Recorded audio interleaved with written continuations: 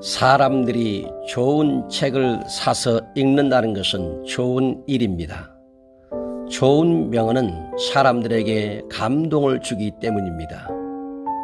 그러나 책에서 아무리 좋은 말을 하고 명언을 남겼다고 해서 그 명언이 사람들을 천국으로 인도하는 복음이 될 수는 없습니다.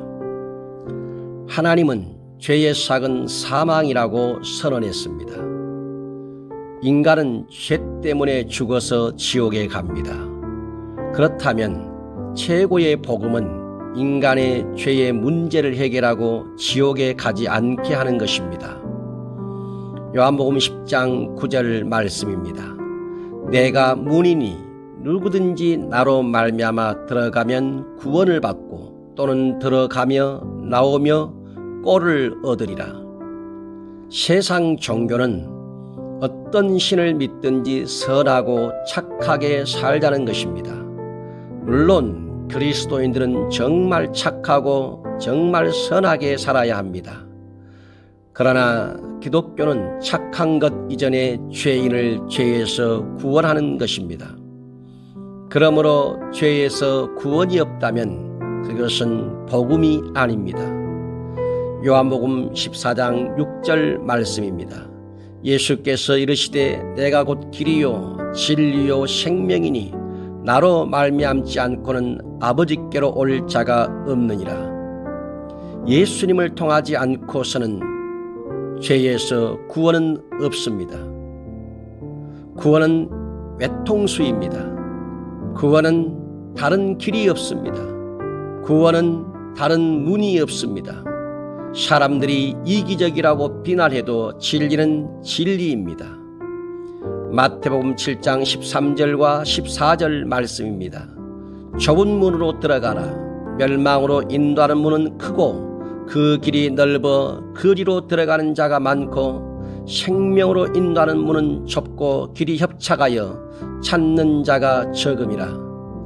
당신은 좁은 문에 신앙생활을 하고 계십니까? 당신은 찾는 자가 적은 길을 걷고 있습니까? 좁은 문에 신앙생활을 하는 사람은 세상에서 갈 곳이 제한되어 있습니다.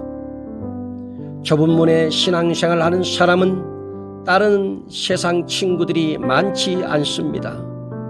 좁은 문에 신앙생활을 하는 사람은 주님에 대한 생각이 세상에 대한 생각보다 더 큽니다. 좁은 문에 신앙생활을 하는 사람은 어떻게 하든지 거룩하게 살아보려고 몸부림을 칩니다. 사람들이 기도하지 않을 때 당신이 기도한다면 당신은 찾는 자가 적은 길을 걷고 있습니다. 사람들이 불의를 행할 때 당신이 의를 행한다면 당신은 찾는 자가 적은 길을 걷고 있습니다.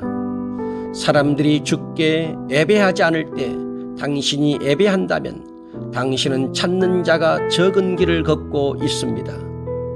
사람들이 주께 헌신하지 않을 때 당신이 헌신한다면 당신은 찾는 자가 적은 길을 걷고 있습니다. 사람들은 기독교를 이기적이라고 비난합니다. 그러나 비난하기 전에 하나님이 얼마나 당신의 영혼을 사랑하시는지 깨달았으면 좋겠습니다. 하나님의 참 사랑을 안다면 결코 비난할 수 없을 것이고 하나님 앞에서 그 사랑 때문에 한없이 울어야 할 것입니다. 기억하시기 바랍니다. 하나님의 말씀은 분명하고 단호합니다. 사도행전 4장 12절 말씀입니다. 다른 이로서는 구원을 받을 수 없나니 천하 사람 중에 구원을 받을 만한 다른 이름을 우리에게 주신 일이 없음이라 하였더라. 오직 예수님만이 구원의 문이십니다. 다른 이는 소용없습니다. 예수님 외에는 구원이 없습니다. 그래서 기독교가 핍박을 받습니다. 그럴지라도 예수님 외에는 구원이 없습니다. 유대교가 예수님을 죽였습니다. 유대교가 기독교를 말살하려고 사울을 박해자로 세웠습니다. 그러나 예수님은 다메섹에서 사울을 회개시켜 기독교를 온 세상에 뻗뜨리는 위대한 사도로 삼으셨습니다. 하나님께서 구원자로 오직 예수 그리스도를 세상에 보내셨습니다. 만약 이 사실을 부인하고 자칭 구원자 행세를 한다면 그 사람은 누가 되었든지 영원히 저주를 받을 것입니다. 왜 예수님만이 세상에서 유일한 복음입니까? 첫째, 하나님은 예수님만을 죄에서 구원할 자로 세상에 보내셨습니다. 마태복음 1장 21절 말씀입니다. 아들을 낳으리니 이름을 예수라 하라. 이는 그가 자기 백성을 그들의 죄에서 구원할 자이심이라 하니라. 로마서 10장 9절 말씀입니다. 내가 만일 내 입으로 예수를 주로 신하며 또 하나님께서 그를 죽은 자 가운데서 살리신 것을 내 마음에 믿으면 구원을 받으리라. 둘째, 하나님은 예수님을 통해서만 영생과 구원을 받을 자로 세상에 보내셨습니다. 요한복음 3장 16절과 17절 말씀입니다.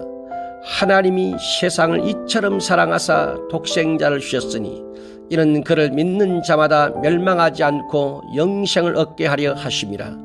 하나님이 그 아들을 세상에 보내신 것은 세상을 심판하려 하심이 아니요 그로 말미암아 세상이 구원을 받게 하려 하심이라.